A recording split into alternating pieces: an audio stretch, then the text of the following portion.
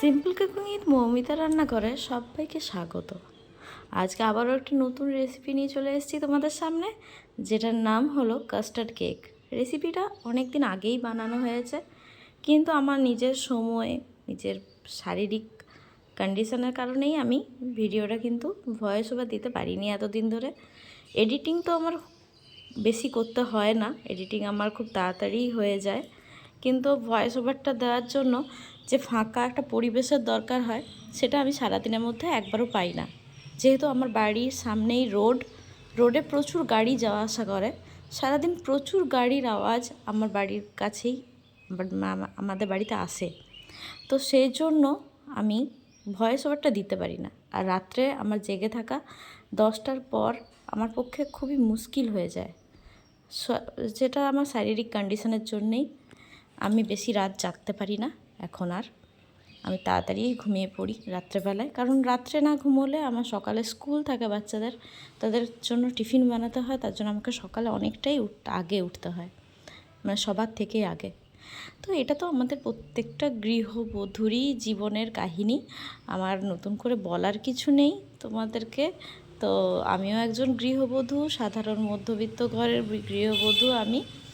তো এটা সবাই আমরা জানি যে আমাদের সবাইকারই একই পরিস্থিতি, বাচ্চাদেরকে সকালে ঘুম থেকে উঠে বানিয়ে দিতে হয়।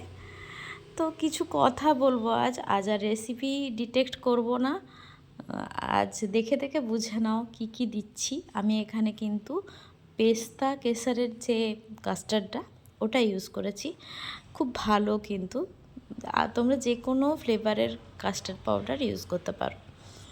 তো এখানে তো কথাটা হচ্ছে যে তুমি ভেঙে পড়ো না। তুমি ভেঙে পড়লে তোমাকে ওঠানোর জন্য কেউ থাকবে না। তোমার পথটা তোমাকে নিজেকেই এগিয়ে যেতে হবে। কেন তুমি পিছিয়ে থাকবে? কেন তুমি তার চিন্তায় মগ্ন থাকবে? না না, তুমি নিজের চিন্তায় মগ্ন হও, নিজেকে সময় দাও, নিজের দিকে তাকিয়ে দেখো আয়নার সামনে দাঁড়িয়ে যে তুমি নিজে কি। জীবনটা এত সস্তার নয়, জীবনটা এত সহজ নয়। জীবনের অনেক চড়াই উতরাই থাকে, তুমিও পারবে। বর্তমান পরিস্থিতির সঙ্গে লড়াই করতে তুমিও পারবে। যারা চাকরি হারিয়েছ তারাও পারবে। কি হয়েছে তার? প্রিপারেশন নেই? আজ থেকেই শুরু করে দাও, কারণ এ তোমার স্বপ্নের চাকরি। একবার তো পেয়েছো, আবারও পাবে। এটা তোমার উপর তোমার বিশ্বাস রাখতে হবে। আমরা কথাতেই বলি, বিশ্বাসে মিলায় বস্তু, তর্কে বহুদূর। বিশ্বাস রাখো নিজের উপর, তুমিও পারবে। ভেঙে পড়ো না বন্ধু। জানি সময় এখন অনেক খারাপ।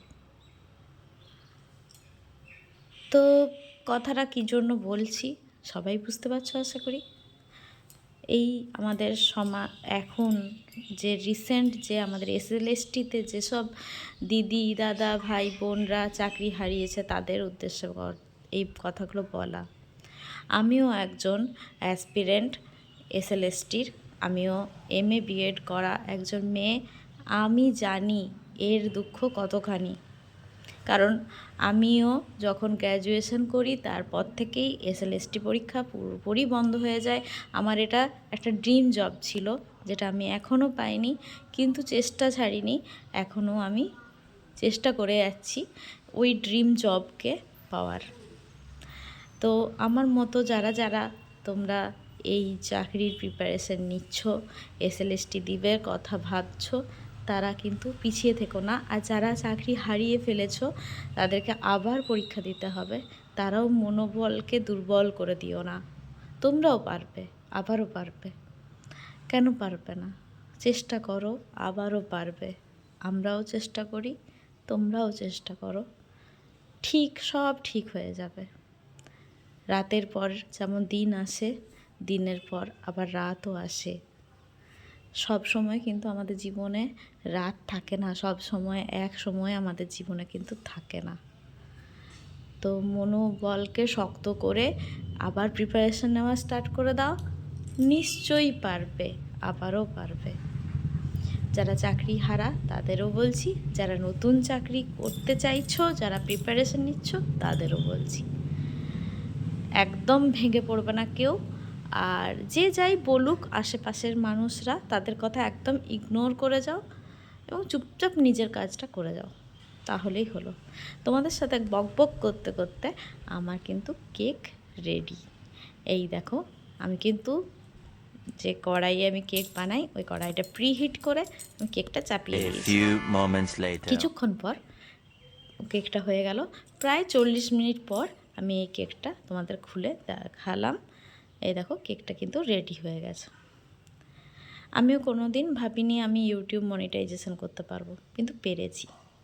তো আজকের মতো ভিডিওটি এখানেই শেষ করলাম। Tata, thanks for watching this video.